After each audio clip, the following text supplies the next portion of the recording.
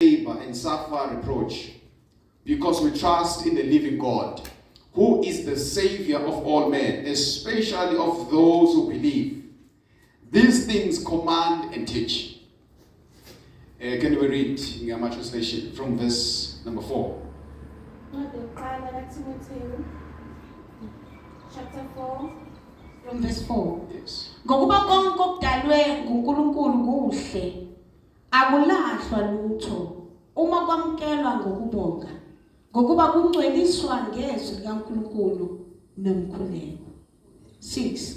Nxa ubeka lezo zinto kubazalwane, uyakuba isikhonzo esihle sikaKristu Jesu, wondliwa ngamazwi okukholwa nesifundiso esihle osilandeleyo. Kepha wane izinganekwane ezingcwelileyo nezizalukazi, kepha zijwayeze ekumesabeni uNkulunkulu. Verse 8. Ngokuba ukujwayeza umzimba kusiza ingcosana, kepha ukumesaba uNkulunkulu kusiza ezintweni zonke, kunesithembiso salokhu kuphila nalokhu kuzayo. Likholekile lelizwi, lifanele impela ukwamukela. Verse 10.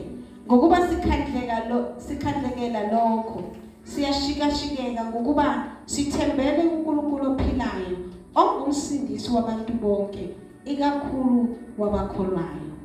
Wolaya ngalezi zinto ufundise ngazo. Hallelujah. Amen. Let me read verse 1 and 2-3 as well. Ulti verse 1, 1 Timothy chapter 4 from verse 1. Now the Spirit expressly says that in the later times, some will depart from faith, giving heed to deceiving spirits and doctrines of demons, speaking lies in hypocrisy, and having their own conscience snared with a hot iron, forbidding to marry and commanding to abstain from foods which God created to be received with thanksgiving by those who believe and know the truth. Hallelujah. Now, Paul la ukhuluma no Timothy. He's teaching them about the things to come. Hallelujah. It is true, ngesikhathi Paul ekhuluma no Timothy, some of these things besivele zenzeka, but some of them they were not there. Amen. Now, in context, who's specifically talking about food? Hallelujah. He mentions food. Amen. He also mentions ukuthi in the later times, people die or getting married is not a good thing. Amen. Because times have changed. People will come up with theories and stories. But I want to Paul, that type of a gospel, it's a gospel of destruction. Hallelujah. Amen. But I want us to focus this part of food. Amen. Ngoba uthi Paul in the later times, abantu bazokhuluma indaba yokudla, ukuthi khona ukudla okungadliwa. Hallelujah. Amen. Ngifuna ukukhuluma to reveal this thing. I want to go back a few years from now. We'll take a few years back. There's some type of a recipe or some trend. Amen. Ukuthi meat is not good. You mustn't eat meat. Or figure about vegan food. Hallelujah. So kukhona ukudla modified kuma lab. This is now the real food. This is the good food. Hallelujah. Okunye ukudla akukho good. Amen. Manje uthi Paul ke la when he talks to Timothy, uthi Timothy, everything created by God is good. Amen. Yonke into enziwe uNkulunkulu yinhle, especially uma sikhuluma ngokudla. Hallelujah. Now, in other words, akumele kufike doctrine ethi ukudla okuthile akudliwa or akusadliwa futhi kudliwe a different type of food. That change. Hallelujah. Ayivele Nkosini. Ngoba ufethu what God has created remains the same. It does not, let's say, after some time become poisonous. It is no longer relevant. As long as it was created by God for food, Uma, we receive it with thanksgiving and prayer. That thing is good.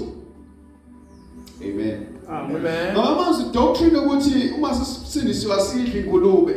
It is created by God. Paul was trying to address the very same thing, bafowethu. He was addressing that. Amen. Amen. Ukuthi kahle it is not accurate ukuthi sithi asikudla ukudla okuthile. Amen. Uthi kodwa when we receive it with thanksgiving and prayer. That is good enough. Yeah. Hallelujah. Amen. Even if there were some bad theories or mhlambe bekunakho ukuthi abantu bengahighlight kahle kodwa uthi Paul when we accept it with thanksgiving and pray ingakho bafethu one of the doctrines njengamakholo masidla before we eat we pray. Amen. Amen. Now when you buy pie from the shop you are about to eat without showing off, just thank God for it. God, thank you for this food. Bless you in Jesus' name. Oh, amen. Then you eat it. Yeah. Hallelujah. Amen. Whatever sickness that would have been caused by food, it shall not prevail. When you have glorified it by your prayer. Inkinga ukuthi sidle singathandazi njengamakholo. So all our sicknesses ahamba nokudla will affect you. Kumbula uJesu uthi you shall eat a deadly thing, it shall not harm you. Mawuye emakhaya kuna this thing yama witchcraft ukuthi will put poison in your food, you will die. No, give thanksgiving and prayer. Poison loses power. Yeah. But udle ungaphilile. Amen. Hallelujah. Amen. Uma uthenge igama lika Jesu, we thank you Lord for this food. Bless it in Jesus name. Ungaphilile. Awuzukusebenza. Amen. Ngoba no weapon formed against you shall prosper. Akunamuthi witchcraft that will prosper in your life. Kodwa when you must maintain the formula yokuthi we give thanks and prayer for whatever food we eat. Yeah. It kills all the plans of the enemy. Manje Paul was telling Timothy ukuthi anything created by God is good. Hallelujah. Amen. Don't listen to whatever doctrines or theories and whatsoever is what God has created is good. And nothing is to be refused if it is received with thanksgiving. Hallelujah. Amen. Now, on to verse 5. For it is sanctified by the word of God and prayer. So, lo mthandazo lo siwenzayo asiwenzi nje for the sake of it. Kodwa siwenzela ukuthi noma ngabe kunani. Hayi Nkosi yami. You know, we're going to festive season, so visitor my friends, for those abazohamba. People will come with food. They will give you things. When over stick to thanksgiving and prayer. Amen. Forget about what was the purpose of a gift. No. Stick when I go to thanksgiving and prayer. It will disable anything. Hallelujah. Amen. Now, Paul here is teaching Timothy these things. If you instruct the brethren in these things, now remember, these things need to be talked about.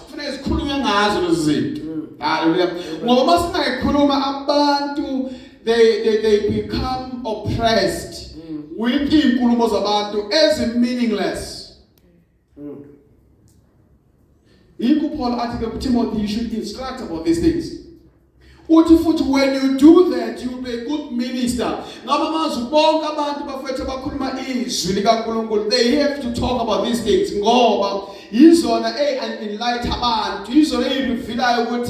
How much power is in thanksgiving and prayer.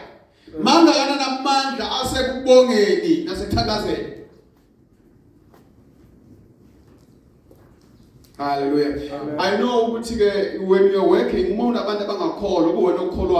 hectic. It takes umuntu courageous. Not speed ukusho lokho. Amen. Amen. Uthatha umuntu on speed to say akisimini kancane ngesithandazi.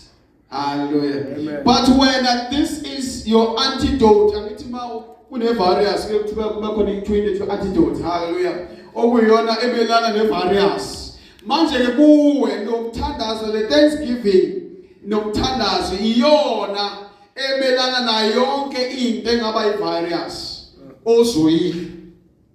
Uma wena ungayenzi kwenza ukuthi wena ube exposed. Manje prevention is better than cure. Amen. Kungcono to prevent it by prayer than ingene bese uthandaza after usugula. Amen. Kunzima ukuphola uma usugula ngoba sekudinga a serious faith. Uthi James, a prayer of righteousness is able to heal the sick. Now manje uma safuneka uphile kanti uyagula sekudingeka umthandazo we-righteousness nokholo. Kanti kuba wena uye wa proactive wa prevent wathi by prayer I pray so that ngingaguli. It was better. Hallelujah. Now when you return for the verse 6 ngezulu. Verse 6. Nxa ubeka lezo zinto bazalwane uyakuba isikhonzi sihle sikaKristu Jesu. Wodliwa ngamazwi okukholwa nesifundiso esihle osilandeleyo. Uthi Paul ke nana, these words are words of faith. Lamazwi amazwi okukholwa. Hallelujah. Amen. Why Paul should have faith? Uma ethi Paul konke ukudla kulungile uma sizokwamukela ngokubonga nangomthandazo. Ngesikhathi uthandazo usebenzisa ukukholwa ukuthi lokhu kudla lokungidlayo akuze kungiphatha kabi. This food, you know, uma u-allergic ekudleni okuthile. Hallelujah. Funa unike recipe mina. Uma kunokudla okuthiwa wona ukudla ngenxa ukuthi kwenza allergy. Funa ukuthandazela before ukudla. Amen. Amen. Pray for it before you eat it. Hallelujah. It shall not give you an allergy. Why? Because lawa maso call. Ukuthi because ngiyakwazi lokudla mangidlile kungenza ukuthile. Kodwa manje ngisebenzisa izwi lokuthi Nkosi I give thanks to you. Ngoba ubone ukuthi angidle lokhu kudla lokhu ongenzele allergy. Sengithi ke manje ngezwi lakho Nkosi. Thank you for it. Amen. That prayer will kuzobulala infection ibizokhonza allergy kuwe. Hallelujah. Amen. Uma ngabe ukuthi you have ate this food but nothing happens. Amen. Nami there was a food engathi mangidle ngibone ngiphatha kabi lokhu kudla lokho. Kodwa ngakuthandazela because from now on ukudla mangikudla angeke sangigulisa. And from that time it never gave me hard time. Hallelujah. Amen. Amazwi okukholwa of faith athi Paul we need to pray. Simbonga uNkulunkulu ukudla sipha khona ngoba konke ukudla kaNkulunkulu kuhle. It is good. But thina asinasuki to what God has given us, which is thanksgiving and prayer. Tell from verse 7. Yebo wale izinganekwane ezingcolileyo nezizalikazi. Kepha zijwayeze emhlabeni uNkulunkulu. Uthi Paul ke la kuTimothy yala refrain or refuse ama teachings ayinganekwane fairy tales. Hallelujah. Amen. There are a lot of people babanjwa ama fairy tales inganekwane. Into azenzeke. Abantu kodwa bethi no, these things happen. No, it's a fairy tale. Uthi Paul kuTimothy refuse reject profane and old wise fables. Inganekwane most of the time unfortunately inganekwane xoxogo. Hallelujah. Amen. Ama fairy tale nje mawufuna ukuzitho or ngathi zikho 100%. Hamba gogo bazoxoxa lezi ndaba lezi. Now kwakuyindlela zokulalisa umuntu. Ingane uzilale uyitshela ama fairy tales. Hallelujah. Ukuthi there was a fish that was talking that ate another fish and ate another fish until you fall asleep. Go to Paul. These fairy tales somehow ziba nayo message edukisanayo. Amen. Uthi Paul run away from fairy tales. Now njengekholwa kufanele ukwazi ukusenza into obonayo ukuthi le akuseyilona ivangeli. Hallelujah. And this is no longer gospel. This is just a theory and a teaching. You run away, would reject it. Don't accept anything. Hallelujah. Amen. When we call on you must listen. Is this still the word? Or is now a story? When we story, reject it. Don't accept it. More of these fairy tales, they are able to mislead abantu. Lesingana sebadukisa abantu.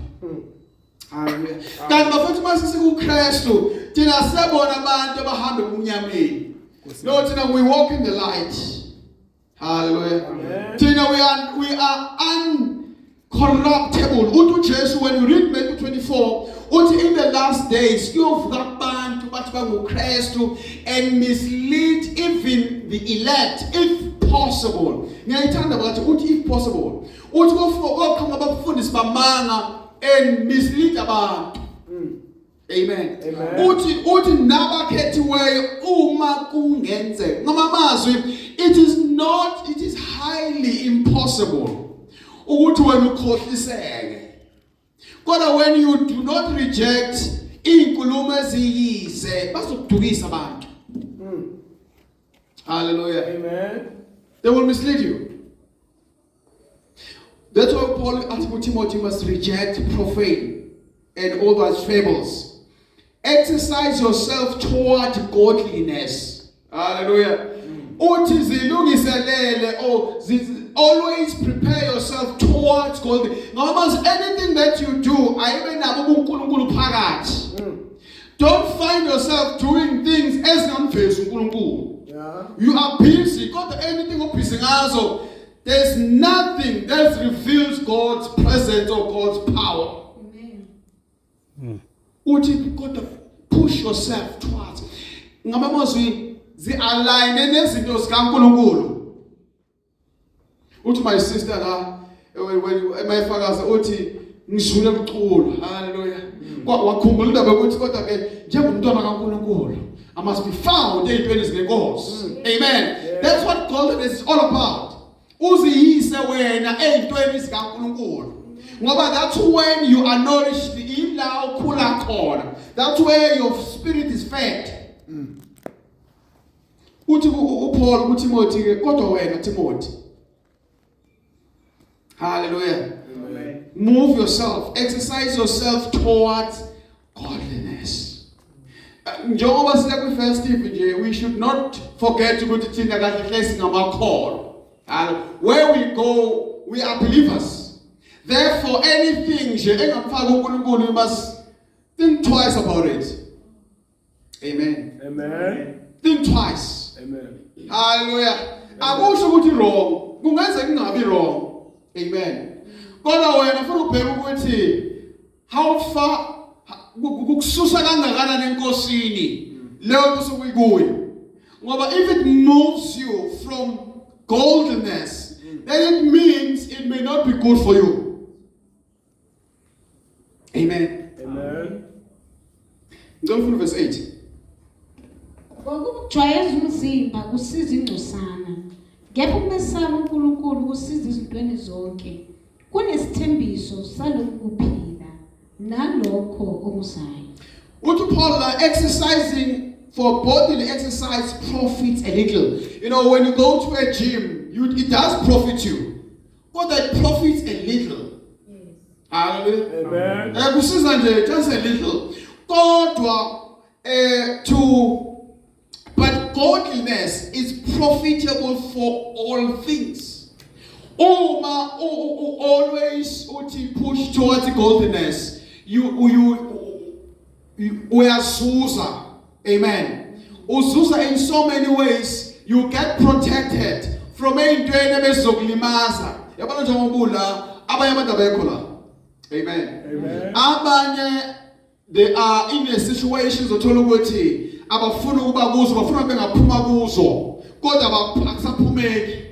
Noma they are doing things abangayithandi. Hallelujah. Ngamamazwi when you are ekukholweni noma ekuNkulunkulu, it profits you ngoba kuyayisave impilo yakho. from eyintweni ebezingaba exposed zibe harmful kuwe. Yikho uPaul athi ke godliness profitable for all things. It is profitable for a sound mind.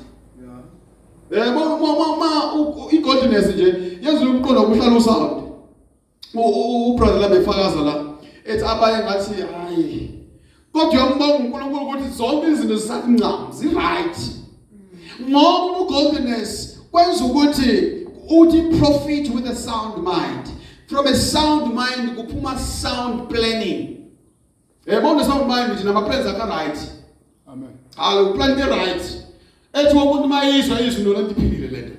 Namazwi okhulumayo bafethu ngoba from the tongue khona ukufa. Hallelujah. Kodwa umuntu negodliness ukhuluma into ephilile ngaso sonke isikhathi.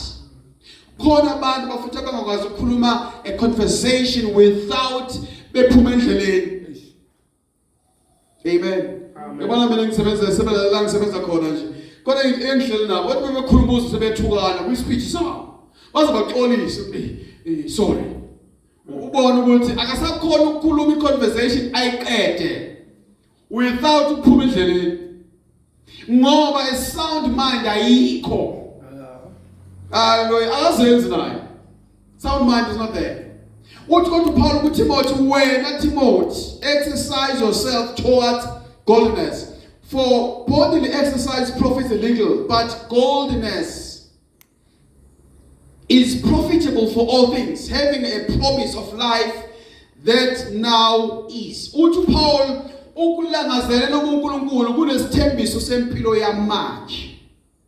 Amen. Amen. When we speak now, we have a promise ukuthi sizophila longer when we exercise godliness. Ngoba ngesikhathi exercise godliness sizoziyeka izinto sokuthi siyobamba inkunzi ngoba samsobamba inkunzi. Phela lezi zinto lezi ziqeda impilo. Uthi uyowenza hijacking bakudubule ufi, your life is gone. Amen. Bungagoli. But uye wafaka ezintweni ezibulalayo which is hijacking. They killed you. Amen. Amen. God in this can't exercise godliness. In godliness you shall not steal. uNkulunkulu lokho bafethu. Kuthina asitshontshe. Now uma ungantshontsha umuntu uzokudubulela ukuthi utshontshile. Angawutshontshe mos. Yebo. Hallelujah. No one's going to shoot you for that. Amen. It profits you. Ukwenza ukuthi impilo yakho iphile a bit longer. Ngoba wena unake izinto zikaNkulunkulu. Into yonkulunkulu bafethu siyaphilisa. Ayikho into kaNkulunkulu ebulalayo. Ezobulala no. Godly things they give life. Hallelujah. Mawufuna ukuphila nje focus on godly things. Nami into kaNkulunkulu uzophila. Ngoba zonke zaphilisa. IkuPaul athi all of things.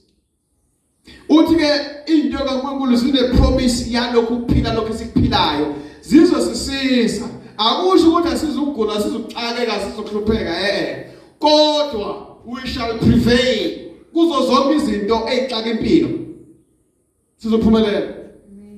Amen. Amen. Bathi abantu banaka ukuthi besitshela ukuthi kuphelele ngawo uthi no yazi uNkulunkulu uye wengenzela umusa lencebe esikhuluma ngayo khona iyabona every day uNkulunkulu ungenzela umusa. Hallelujah. Amen. Because uNkulunkulu othembisile izwi lakhe wathi uma sinaka yena sizophila here. Kodwa futhi mafika isikhathi sokudlula la sisazofunda siphile ngale.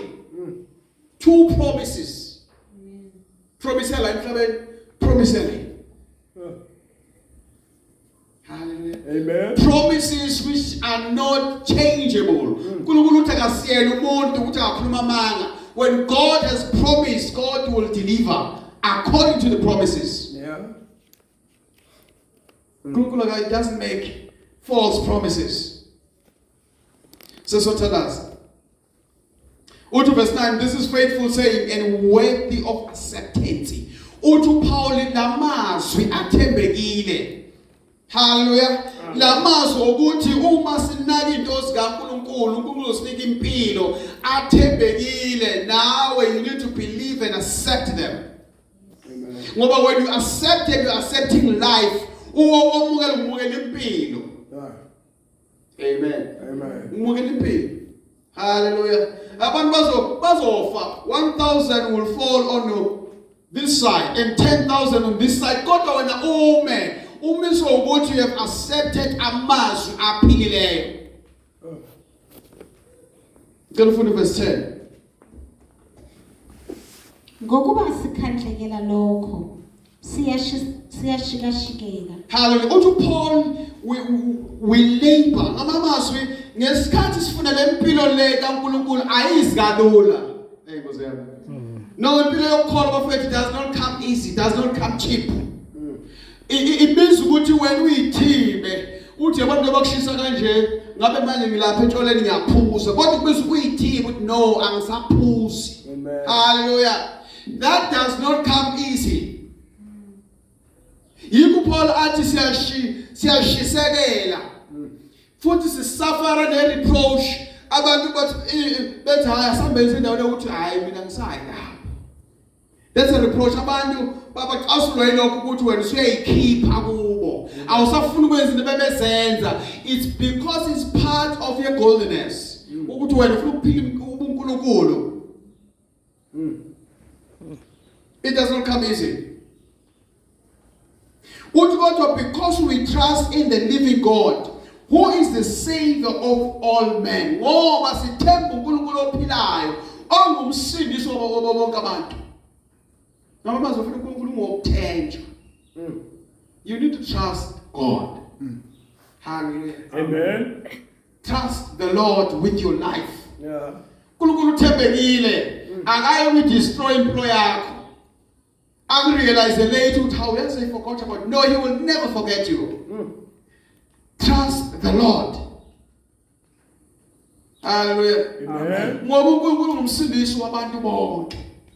God saves every man. uNkulunkulu uthembekile ukusindisa wonke umuntu. Wonke umuntu omethembayo, God is able to save them. Save them from poverty, save them from enemies. We want to do what say because they are enemies. Yeah. Hallelujah. Amen. But my figure nje siyaqeda ngawo. Kodwa uma umethemba uNkulunkulu ngempilo yakho, uNkulunkulu will save you even from those people. Abathi uma ufika nje siyaqeda ngawo. Ufika bavele baphelele bangazi bazothini. Hallelujah. Amen. Baphelele. Bathi uye lo uye. Sibenze njani angazi. Bathi no, sakufika umuntu onesithembiso sempilo. Nkosi yami. Hey, when you have a promise of life here, akekho umuntu ongayithinta. Funa ubambela lezwi ukhona, ngoba lithembekile lelizwi. Amen. Akekho umuntu onamandla phezulu kwempilo yakho. Ngoba uNkulunkulu ukuthembisile this life. Hallelujah. So akekho umuntu onamandla to take it away from you. Zungayeki ukuthandaza